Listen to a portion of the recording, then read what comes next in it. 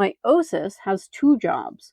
First, its purpose is to produce reproductive cells, called gametes, with only half of the normal chromosomes.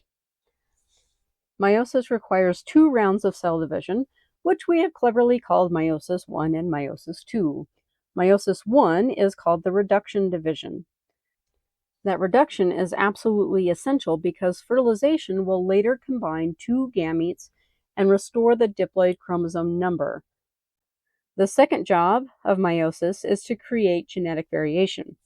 Meiosis continuously creates new combinations of chromosomes. That genetic variation is the fuel for natural selection. As we work through meiosis, I'd like you to keep 2 questions in mind.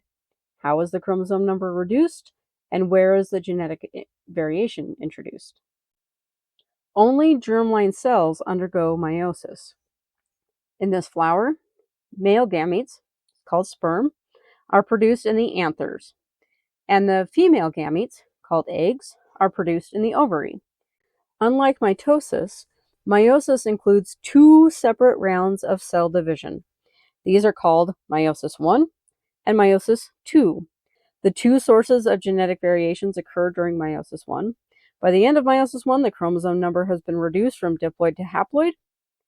The purpose of meiosis 2 is to simply separate the sister chromatids into individual cells. Before meiosis actually begins, the cell undergoes interphase.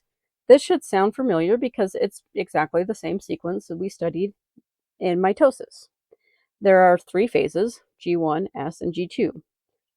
During the G1 phase, the cell grows, it produces proteins, synthesizes organelles, and carries out its normal metabolic activities. The S in S phase stands for DNA synthesis. Every chromosome is replicated. After replication, each chromosome consists of 2 identical sister chromatids connected by a centromere. This replication is essential. Without it, chromosomes wouldn't be accurately distributed during meiosis. The last stage of interphase is the G2 phase. The cell checks that DNA replication has been completed correctly. Proteins are needed for chromosome movement are produced.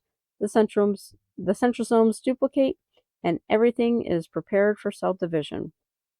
Right now, nothing about this process looks different than it did for mitosis, but that's about to change.